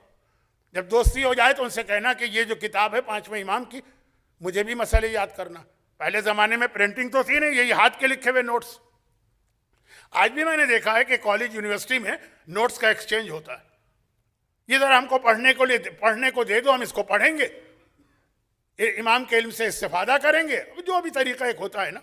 वो छठा इमाम बता रहे हैं अपने बाबा के बारे में कि मुगैरा के शागिर्द हमारे बाबा के शागिर्दों से घुले मिले, दोस्ती पैदा की, किताबें ले गए, और ये किताब ले जाके अपने लीडर मुगैरा को दे दी। उसने इस किताब के अंदर बीच बीच में इसके लिए पूरी तरह मुझे डिटेल बताना पड़ेगी। पहले किताबें जो लिखी जाती थी तो किस तरह पेज नंबर वगैरह नहीं होते थे उसके अंदर, एक बड़ा मसला था, वक्त नहीं छोड़े। उसने इसके अंदर अपनी तरफ से झूठी झूठी बातें मिला के शामिल कर दी और फिर ये किताबें वापस करवा दी। अब जो इमाम के शागिर्दों के पास किताब आई 500 सफ़े की किताब, जब भी वापस आएगी पूरा तो नहीं पढ़ेंगे ना वो, अब इसके अंदर ये चीज़ें आ गई। फिर इमाम ने एक उसूल बताया, जितनी हदीसें ऐसी जो गुलू वाली, नऊज़ बिल्लाह अहले बैत को खुदा जैसा बना रही, वो सारी हदीसें मुगैरा इब्न सईद ने इसमें शामिल की। और अबुल खताब यही काम हमारे साथ कर रहा। जो हदीसें मेरे बाबा के नाम से उनके स्टूडेंट्स ने किताब में लिखी है, वो किताबें वो पढ़ने के लिए लेकर गए, उसके अंदर ये चीज़ें उन्होंने शामिल कर दी झूठी। फिर इमाम ने 2 मिसालें भी दे दी, कहा अल्लाह, अच्छा उसमें एक लफ्ज़ है आखिर में, अल्लाह लानत करे इस मुगैरा पर, ये लफ्ज़ इमाम का। इमाम ने कहा उसने, मुगैरा ने मेरे बाबा के हवाले से ये हदीस शामिल कर दी कि आले मोहम्मद की औरतें यानी सैदानियाँ पीरियड्स के बाद नमाजों की क़ज़ा करती, अल्लाह लानत करे उसके ऊपर, ऐसा बिल्कुल नहीं। अब देखिए बज़ाहिर ये वाली हदीस जो है ना, ये कोई ऐसी ख़तरनाक हदीस नहीं है, कोई अकीदे से इसका ताल्लुक़ नहीं है, कोई ऐसी चीज़ नहीं, भाई एक नमाज है क़ज़ा करती, लेकिन हुक्म खुदा बदला जा रहा है। इसके हवाले से आगे क्या क्या इम्पैक्ट बनेगा, इमाम ने कहा लानत। और ये अबुल खताब मेरे सामने कह रहा है, यानी मेरे होते हुए, मेरे ज़माने में ये कह रहा है कि मैंने उसको हुक्म दिया था कि मगरिब की नमाज उस वक्त पढ़ना जब फुला सितारा नजर आए। झूठ बोल रहा है वो आदमी, मैंने ऐसी कोई बात नहीं कही। अब ये छठे इमाम का ज़माना, उनके सामने हलाल और हराम के अहकामात में झूठी झूठी हदीसें बनाई जा रही, किताबों में शामिल की जा रही हैं इस तरह से कि हम तो समझेंगे ये 5वें इमाम की किताब है, उसमें एक लफ्ज़ आ गया, उसमें एक जुमला आ गया, कभी अकीदा बदल दिया अली खुदा, या इसमें लफ्ज़ गुलू है इसलिए मैं ये मिसाल दे रहा हूँ, या हलाल को हराम और हराम को हलाल कर दिया। अब ये वाले माहौल के अंदर जब आज के मर्जे के पास हदीसें आती है, वो बेचारा क्या करे? वो इमाम के ज़माने में तो नहीं है ना, वो हदीसों में अगर फैसला न कर पाए तो वो कहता है एहतियात ये है कि ये काम न करो। भाई सुन्नत नमाज है, या तो हराम है जमात के साथ, ये जायज़ है, वाजिब तो नहीं है ना। अब चूंकि हदीस वाज़ेह नहीं है, मत पढ़ो, क्या नुकसान होगा? ज़्यादा से ज़्यादा ये कि अगर इजाज़त थी तो ठीक है, हमने नहीं किया काम, लेकिन अगर इजाज़त नहीं थी तो हराम ना होने पाए, वो एहतियात वाजिब कहते हैं। एहतियात वाजिब में आपको एक परमिशन है कि आप जो सेकंड बेस्ट मर्जे दुनिया में है उसकी बात मान सकते हैं। वैसे इजाज़त नहीं है, जिसकी तकलीद है बात उसी की मानना, लेकिन एहतियात वाजिब में सेकंड मर्जे की बात मान सकते हैं। तो जैसे मैंने अभी मिसालें दी ना, इसमें भी ऐसे मराजे हैं जो आज भी इजाज़त देते हैं कि रोज़ा आप 10 मिनट पहले इफ्तार कर सकते हैं, अमल ना कीजिएगा, एहतियात कीजिए। क्या ज़रूरत है 10 मिनट में अपने रोज़े को ख़तरे में डालने की? लेकिन जो इसके दूसरे इम्पैक्ट हैं वो मैं बता रहा हूँ। सुन्नत नमाज जमात के साथ आज भी ऐसे मर्जे, बस वो मर्जे सेकंड की लिस्ट में नहीं आते, वो है कोई 7th 8th 9th। एहतियात वाजिब में आप सेकंड पे जाएंगे, सेकंड भी एहतियात लगाए तो थर्ड पे जाएंगे, 9th पे नहीं जा सकते। ये एक टेक्निकल मसला था। हाँ, लेकिन एक मसला ऐसा है जिसमें आप सेकंड पे जा सकते हैं और सेकंड भी इजाज़त दे रहे हैं। वो क्या? 2 मसले छोटे से। क्रिप्टो करेंसी, आगा सीसानी कहते हैं एहतियात वाजिब है कि जायज़ नहीं। उनके बाद जो सेकंड मर्जी आ सकते हैं वो आगा शुबैरी जंजानी, वो कहते हैं जायज़ अगर गवर्नमेंट के कानून के खिलाफ ना हो। अच्छा, आगा जंजानी एक हमारे मर्जी हैं, वो भी इस वक्त 97 के हैं माशाल्लाह, तो वो या सेकंड है या थर्ड है। सेकंड अगर आगा वहीद खुरासानी है तो वो भी कहते हैं एहतियात वाजिब है। जब दोनों कह दे तो थर्ड पे जा सकते हैं, तो सेकंड हो के थर्ड। अब ये क्रिप्टो करेंसी का एक मसला है, आगा सीसानी एहतियात वाजिब लगाते हैं, आगा वहीद खुरासानी एहतियात वाजिब लगाते हैं, मना करते हैं, मगर थर्ड पे जो आ रहे हैं आगा जंजानी इजाज़त देते हैं। अच्छा, ये सारे मसले तो खाली हम लोगों से ज़बानी सुन लीजिए, कहाँ हम अल्लाह ने हमको इतनी हैसियत दी कि हम क्रिप्टो करेंसी की तरफ जाएं। लेकिन मसला एहतियात वाजिब प्रैक्टिकल इसमें जा सकते हैं, क्योंकि सेकंड या थर्ड कह रहा, 9th कह रहा हो तो नहीं जा सकते। दूसरी एक एग्जाम्पल, नमाजें, इसमें भी बड़े बहसें करते हैं बात शिया हजरात, वक्त बस ज़्यादा वक्त नहीं लूँगा, बहुत बहस करते हैं इस दूसरे मसले में भी। और इतनी बहस करते हैं कि समझते हैं कि बस जैसे ये तयशुदा मसला है पूरी शीयत का। वो क्या है? वाजिब नमाजें जो आप पढ़ते हैं, फजर, ज़ोहर, असर, मगरिब, इशा, इसमें अलहम्द के बाद हम एक सूरा पढ़ते हैं। अहले सुन्नत का मसला यह है कि पूरा सूरा जरूरी नहीं, चंद आयतें। हमारे यहाँ यह है कि अलहम्द के बाद पूरा सूरा पढ़ना, बल्कि हमारे यहाँ दिलचस्प वाकया भी पढ़ा जाता है मिंबर से कि एक बादशाह के सामने एक शिया आलिम ने, आलिम तो नहीं कहेंगे, मुनाजिर ने फ़िक़्ह हनफी वाली नमाज पढ़ के दिखाई। तो ऐसी अजीब गरीब नमाज थी उनके फतवों के हिसाब से कि बादशाह ने सर पकड़ लिया, ये क्या नमाज। उसमें अलहम्द के बाद उसने पढ़ा 2 पत्ते, सब्ज पत्ते, अल्हम्दुलिल्लाह रब्बिल आलमीन गैरिल मग़ज़ूबि अलैहिम वलद्दाल्लीन, 2 सब्ज पत्ते, अल्लाहु अकबर सुब्हान रब्बिल अज़ीम व बिहम्द। हाँ, ये क्या किया तुमने? कहा कि इमाम अबू हनीफा का फतवा कि एक आयत भी पढ़ लो तो सही। तो कहा लेकिन तुमने तो कहा 2 पत्ते। कहा उनका फतवा है कि आयत दूसरी जबान में भी पढ़ी जा सकती है। तो सूरह रहमान की आयत है ना, मुदहाम्मतान, उसका तर्जुमा है 2 पत्ते। तो मैंने उनके फतवे पे अमल किया। हमारे यहाँ मजलिस में बहुत से उलमा पढ़ते हैं, आप भी जैसे जरा लुत्फ ले रहे हैं ना, उस तरह मजमा लुत्फ लेता है, लेकिन वो फारसी तर्जुमा या उर्दू तर्जुमा छोड़े। असल मसला कि क्या अलहम्द के बाद पूरा सूरा पढ़ना वाजिब है? यहां भी आगा खुई और आगा सिस्तानी कहते हैं एहतियात वाजिब है कि सूरा पढ़ो। वहां भी फतवा नहीं दिया, यानी रिवायतें दोनों टक्कर की हैं, बराबर की। लेकिन आगा जंजानी कहते हैं कि चंद आयतें भी पढ़ने तो काफ़ी है, पूरा सूरा ज़रूरी नहीं। मैं नमाज आयात की बात नहीं कर रहा हूं, मैं नमाज फजर की बात कर रहा हूं, नमाज मगरिब की, नमाज इशा की। जैसे आप रोज़ाना की नमाजें पढ़ते हैं, उसमें अलहम्द के बाद आपने कहा बिस्मिल्लाहिर्रहमानिर्रहीम कुल हुवल्लाहु अहद, चले गए सिजदे रुकू में। आगा जंजानी की इजाज़त है। बाकी जो 3 मराजे के मैं नाम ले रहा था, आगा खुई, क्योंकि मैं भी उनकी तकलीद पे बाकी हूँ, आगा सीसानी और आगा वहीद खुरासानी, तीनों कहते हैं एहतियात वाजिब है, सूरा कंप्लीट करो। देखिए, मैं फिर कह दूं कि इन मसाइल को गलत इस्तेमाल न करें, कोई ज़रूरत नहीं है फिलहाल, लेकिन जहां ज़रूरत पड़ जाए, जैसे वो पहला जो मसला मैंने कहा ना कि इफ्तार 10 मिनट पहले हो सकता है, उसमें मजबूरी यह थी कि 9वें नंबर के मर्जे ने इजाज़त दी थी, लेकिन वहां ज़रूरत पड़ती थी। सऊदी अरब में जब माहौल बहुत सख्त था, इफ्तार कराते थे ज़बरदस्ती, वो ज़माना तो चले गुजर गए। ये वाले मसले में या आगा जंजानी कहा कि आप सिर्फ एक आयत पढ़ के भी इसमें आप अदा नमाजों में बेनिफिट ना ले, कज़ा में बेनिफिट ले सकते हैं।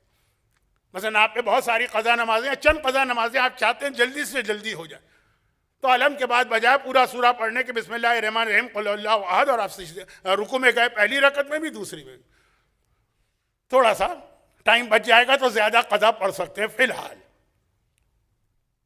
जब तक कि ये दोनों मराजे खुदा इनको तूल उम्र दे हमारे सामने, तो उस वक्त तक है ये मसला। लेकिन अब ये जो बात मैंने आखिर में कही ना, इससे रिलेटेड एक आखिरी बात और अर्ज कर दूं। ये कौन सी फ़िक़्ह है? ये वो है जो छठे इमाम हम तक पहुंचा रहे। ये छठे इमाम की मेहनतें, मुग़ीरा इब्न सईद अल्लाह उस पर लानत करे, छठे इमाम का जुमला, अबुल खत्ताब अल्लाह उस पर लानत करे, ये छठे इमाम का जुमला। इन लोगों ने जो हदीसों में आके गड़बड़ की है, गड़बड़ उन्होंने की है। हमारी कौम गर्दन पकड़ती है मुज्तहिदीन की, आपने ये फतवा कैसे दे दिया? उनकी जाके गर्दन पकड़ो ना, जिनकी वजह से प्रॉब्लम पैदा हो रहा है। खैर, तो अब इसमें एक बात अर्ज कर दूं, जो मैंने मजलिस के बीच में एक जुमला कहा था, इसी पे बस आज बात खत्म कर रहा हूं। बहुत ज्यादा बातें हो गई, सब खुश्क बातें हुई, सब एक ऐसे मौजू पर बातें हुई जिससे आवाम को कोई दिलचस्पी नहीं। लेकिन कभी मेरा दिल चाहता है कि मैं भी अपनी पसंद की कोई मजलिस पढ़ूं, जिसकी एक एग्जाम्पल आज की मजलिस। अब इसमें एक आखिरी बात कह, ये जो अभी मैंने कहा ना कि मसलन रोज़ा पहले इफ्तार कर लो, सुन्नत नमाज जमा से पढ़ो, इसमें तो आप फिलहाल एडवांटेज ले ही नहीं सकते, क्योंकि जो मराजे इजाज़त दे रहे हैं वो कोई 8वें 9वें नंबर पर आते हैं नॉलेज के एतबार से, एक लिस्ट बनाना पड़ती है। लेकिन ये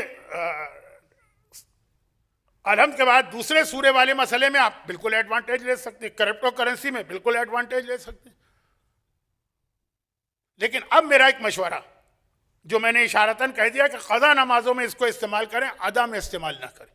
मेरा मशवरा, हमारे बुजुर्ग इंडिया और पाकिस्तान के, उनका विजन जो था ना, गज़ब का विजन था, बहुत दूर की वो सोचते थे, और वो दूर की सोच के उन्होंने कुछ ऐसी फाउंडेशन हमारे यहाँ की रखी है जिससे बहुत से प्रॉब्लम हमारे सॉल्व हो गए। और वो ये है जो मैं मिसाल दे रहा हूँ, जो मैं मैसेज दे रहा हूँ, वुज़ू में, गुस्ल में, नमाजों में, रोज़ों में हत्तल इम्कान आप जो है ना बहुत एहतियात वाले पहलू पे जाइए, जो आजकल हमारे यहाँ राइज है। जो नमाजें हम लोग पढ़ते हैं ना, जो वुज़ू हम लोग करते हैं ना, जो गुस्ल हम लोग करते हैं ना, ये एहतियात वाला पहलू, ये हमारे बुजुर्गों ने सिखाया, यही मदरसों में हमको पढ़ाया जाता। इसमें ज़रूरत नहीं है कि आदमी अपनी नॉलेज का इजहार करे कि जी मुझे बड़े मसले आते हैं। क्यों? वजह सुनी। जब एक मर्जे का इंतकाल होता है तो दूसरा मर्जा जब आएगा ना, आपको उसके फतवे सीखना। तो अब कौन मोमिन ऐसा है, मुझे तो नहीं मिला कि जैसे ही एक मर्जे का इंतकाल हुआ, आगा खुई का इंतकाल हुआ, वो फौरन किताब लेके बैठा, आगा सिस्तानी का वुज़ू का मसला, गुस्ल का मसला उसी दिन सीखना है। उस दिन की पहली नमाज का मसला, जितने वाजिबात के मसले वो सीखे कि इसमें और उनमें इख्तिलाफ तो नहीं। अगर आप ये जहमत बर्दाश्त करना चाहें तो आपकी मर्जी, वरना बेहतर तरीका ऐसा वुज़ू करो कि कोई भी मर्जी आ जाए उसका वो सबके लिए सही हो जाए। ऐसा गुस्ल करो कोई भी मर्जी आ जाए, तुम्हें जरूरत ही नहीं है चेक करने की कि नया फतवा क्या पुराना, जिसको सब मानते हैं। नमाजें ऐसे ही पढ़ो, कोई भी मर्जी आ जाए। भाई अदा नमाजें जो हैं उसमें ये प्रॉब्लम होगा ना कि आपने अगर आदत डाल ली एक आयत की, नया मर्जी आएगा, आपको उसका फतवा मालूम करना। कदा नमाज में ही मसला नहीं है, वो तो गुजर गया जमाना। बाद लोगों को अपनी मालूमात जाहिर करने का बड़ा शौक होता है। एक मिसाल दे दूं, वुजू हमारे यहाँ किस तरह होता है, चेहरा धोया, सीधा हाथ, उल्टा हाथ, सर का मसा, सीधे पैर, उल्टे पैर। अब अगर कोई साहब एक नया इंकिशाफ करें कि आगा सीसानी ने इजाजत दी है दोनों पैरों का मसा एक साथ कर सकते हैं, मगर आगा सीसानी के बाद का मर्जा क्या कहता है, वो सारे वुजू गलत हो जाएंगे उसी दिन। अगर खुदा न करे आगा सीसानी दुनिया से गए तो सारे वुजू चेक करना पड़ेंगे। एक तो एक छोटी मिसाल दे रहा हूं, आगा सीसानी ने इजाजत दी है कि आप कलाई से भी मसा कर सकते हैं, आप इधर उल्टे हाथ से भी मसा। ये सारी चीजें सिखाने की जरूरत क्या? जो सही वुजू होता चला आ रहा है आजकल, उसमें कौन से हाथी घोड़े लग रहे हैं कि आप कहने वो बड़ा मुश्किल है। तो ये एक सहूलत हमको मिल रही, करप्टो करेंसी में मैंने माना कि सहूलत मिल रही, कज़ा नमाजों में मैंने माना कि सहूलत मिल रही, लेकिन जो वुजू हमारे यहाँ चल रहा है, अगर आपने वो तरीका नए इस वक्त के मर्जे के किसी नए मसले के एतबार से बदला तो जैसे ही मर्जियत बदलेगी आपको फौरन चेक करना पड़ेगा। अव्वल तो ये याद ही किसको रहेगा कि ये मसला चेक करना। जितने वुजू गलत हो रहे हैं जिम्मेदारी उस मदरसे वाले पर आएगी या उस टीचर पर आएगी एक तरह से, वैसे तो शायद ना भी आए लेकिन शायद आएगी। तो वुजू गुस्ल वनी वो परमानेंट इबादतें जिनमें कोई तब्दीली हालात की वजह से नहीं होती है। वुजू, गुस्ल, तयम्मुम, नमाज, रोजा हमारे बुजुर्गों ने हमको सिखाई ऐसी जिसमें सारे मराजी के फतवे कवर हो जाते हैं। उसमें फिर कोई प्रॉब्लम नहीं है, कोई मर्जी आता है कि जाता है, आपको इबादतें चेक करने की जरूरत नहीं। हाँ, फिर कोई छोटे छोटे मसले पेश आए कभी कभी, वो तो आप चेक कर सकते हैं, लेकिन जो रोजाना का मसला है, जो हर वक्त का मसला, ये मेरी एक नसीहत थी। लेकिन अब यहां पे एक आखिरी बात और अर्ज कर दूं, यानी बिल्कुल मैं इख्तिताम पर आ गई। ये सारी जो छठे इमाम ने जहमतें उठाई और हमें code of life, code of practice दिया, पूरी जिंदगी गुजारने का तरीका सिखाया, जो इल्म फिक़्ह और इल्म हलाल और हराम के जरिए हम छठे इमाम ने हम तक पहुंचाया, ये सारा का सारा इसका बेनिफिट बताया कि इसका बेनिफिट मिलेगा कहां पे। इसका बेनिफिट मिलेगा कब्र में या कयामत में। अब मसला यह है कि छठे इमाम जब कब्र और कयामत की बात करते हैं तो लोग मजाक उड़ाते हैं, कहा ये इमाम सादिक है, कायनात की हर चीज गलत हो सकती है, इसका कौल गलत नहीं हो सकता। अजीब बात है कि जिसको गैरों ने सादिक माना है, जब अपने शियों के सामने उनकी कोई हदीस पढ़ो, मसलन रावी ने कहा मौला ये जो कुरान की आयत है इसका मतलब क्या है, फैजा नुफ़िक़ा फ़िस्सूर फ़तातूना अफ़वाजा, जब क़यामत के दिन जिब्राईल नहीं इसराफील वो सूर फूकेगा तो लोग कब्रों से ग्रुप ग्रुप में निकलेंगे, एक साथ नहीं निकलेंगे। इमाम ने हदीस शुरू की, इमाम हदीस कंप्लीट नहीं कर सके। ऐसा एक कोहराम बपा हो गया इमाम की महफिल में कि लोग गश खा के गिर पड़े। बाकायदा इस पर फारसी और अरबी में इस खाली हदीस के ऊपर 2 वॉल्यूम में किताब भी लिख दी गई है, जिसका एक तर्जुमा भी उर्दू में शाये हुआ। इमाम ने तफसील बताई कि एक ऐसा गुरो कब्र से निकलेगा कि जिसकी गर्दन में एक ऐसा तौक होगा जिसमें 300 कांटे होंगे और हर कांटे पे एक शैतान होगा जो काट रहा होगा, और एक ऐसा गुरो कब्र से निकलेगा जो सारा जंजीरों से जकड़ा हुआ होगा और जंजीरें आग में गर्म होंगी जो उसके जिस्म को जला रही होंगी, और एक ऐसा गुरो कयामत से निकलेगा कि जिसके जिस्म से आग के शोले बुलंद हो रहे होंगे और उसको उसकी गुद्दी और उसकी जबान खींची जा रही होगी, आधी उसके मुंह से और आधी उसकी गुद्दी से। पूरी एक हदीस। मजमा बर्दाश्त नहीं कर सका क्योंकि वो मुझ जैसे छठे इमाम के गुलाम एक सादिक हसन की जबानी नहीं सुन रहा, वो इमाम बरक की जबानी सुन रहा। चीख मार के गिरे, मौला ये कौन लोग हैं? कहा पहला गुरु जो 300 कांटे वाला तौक पहनेगा, ये वो जो अली की विलायत को नहीं मानते। और जब कब्र से इस तरह निकलेंगे कि सारा जिस्म आग की जंजीरों में जकड़ा होगा, वो शराब पीने वाले थे या नशे की चीज। और जिनकी जबान के 2 टुकड़े करके आधी जबान सामने से और आधी गुद्दी से खींच के उनके पैरों के नीचे पहुंचाई गई, ये वो लोग हैं जो दोगले, आपके सामने कुछ कहेंगे, आपके पीठ पीछे कुछ कहेंगे, जो बदतरीन गुनाहों में से एक गुनाह समझा गया। फिर इमाम ने कयामत के बाकी अजाब बताए तो लोगों ने कहा मौला सब पे ही अजाब आएगा? कहा कि नहीं, एक ऐसे लोग भी होंगे जो कब्र से निकलेंगे, उनके आगे आगे खूबसूरत। छठा इमाम कह रहा है सादिक इमाम, जिसको गैरों ने सादिक माना है, पता नहीं मानने वाले शक करें। आगे आगे चल रहा है, बड़ा खूबसूरत जवान, वो आने वाले हर अजाब को अपने सीने पे रोक के इसको बचाता, दाएं से बाएं से, जैसे वो होते हैं ना सिक्योरिटी वाले। यहां तक कि उसको पुलिस सिरात पे लेके गया, पुलिस सिरात पर भी जहां जरा इसका कदम फिसला या रुका, वहां उसने आके इसका सहारा दिया, हाथ पकड़ के ले गए। जब जन्नत के दरवाजे पे उस नौजवान ने इसको रोका, कहा खुदा हाफिज अब मैं जा रहा हूं, तू है कौन जिसने ऐसी जगह मेरी मदद की? ना मेरा बाप मेरी मदद कर रहा है, ना मेरी माँ मेरी मदद कर रही। ये बाप माँ सब कयामत के दिन भूल जाएंगे, छोड़ देंगे। यौम यफ़िर्रुल मर्उ मिन अखी व साहिबतिही व बनी व उम्मिही व अबी। कयामत के दिन होगा, कुरान कह रहा है कि लोगों को देख के उनके बाप माँ भाग जाएंगे, तू मेरी मदद कर रहा। काम है वो तेरी नेकी जो तूने गरीब परेशान हाल मुसीबत ज़दा मोमिन के साथ तूने मदद की थी। मोमिन की मदद, हर शख्स दुनिया में दूसरे का मोहताज, मोमिन की मदद करने का सवाब, कोई परेशानी में है, कोई मुसीबत में है, कोई माली मसाला है, वो कई कयामत में तुमने दूसरों को बचाया, कयामत के दिन अल्लाह तुम्हें बचाएगा। मगर उसमें इमाम ने एक बहुत अहम एक बात बताई, ये जरूर याद रखिए। ये इमाम की हदीस है, इस पे मुझे आधा घंटा बोलना था, लेकिन अब मेरे पास हिम्मत और ताकत भी नहीं है और हज की इतनी तैयारियां हैं। इमाम ने फरमाया एक बात याद रखो, मोमिन की मदद जो है ना, ये तो हमारी जिम्मेदारी है, मदद करो, लेकिन जिसकी मदद की जाए जो परेशान हाल है, उससे भी कहा। इमाम ने कहा सुनो, ये छठे इमाम की हदीस है वसाइल शिया के अंदर। इमाम ने कहा सुनो, अगर कोई अजदहा हो जो पूरा जहर से भरा है, वो पाइटोन, वो बड़ा अजदा, और उसके मुंह में एक रोटी और तुम्हें वो रोटी चाहिए, या एक कुत्ता है, पागल कुत्ता, जो बाज़ औक़ात लोग मुझे भी समझते हैं जब ऐसी तकरीरें करता हूं, कहा कि उसके जबड़े में कोई गोश्त फंसा हुआ है, तुम्हें वो चाहिए। जहर भरे हुए अजदहे के मुंह से रोटी लेना और एक पागल कुत्ते के मुंह से हड्डी छीनना, ये कबूल कर लेना। किसी ऐसे आदमी का एहसान न लेना जिसे अल्लाह ने अचानक दौलत दे दी, जिसने पहले गुर्बत में गुजारा किया है, अब अल्लाह ने उसके दिन फेरे, उसके पास बहुत दौलत आ गई। इसकी फितरत का जो नीचपन और कमीनापन है, जो लफ्ज इमाम ने इस्तेमाल किया, इसका बिल्कुल स्लैंग में तर्जुमा, ये अजदहे, जहर वाले अजदहे की रोटी कबूल कर लेना। नौ दौलतिये का एहसान कभी कबूल ना करना। वो एक बार एहसान करके इतनी बार रिपीट करेगा कि तुम कहोगे इससे अच्छा तो मैं मर जाता। क्यों लिया मैंने? दोनों चीजें इमाम ने बताई, मदद करो अल्लाह के लिए, तो ये तुम्हारे लिए उस दिन फायदा देगा जिस दिन अजाब तो छोड़ो, जिसका बयान सुन के लोग गश खा के गिर पड़ते हैं, अजाब का बयान सुन के लोग बेहोश हो जाते हैं, उस अजाब से बचाएगा।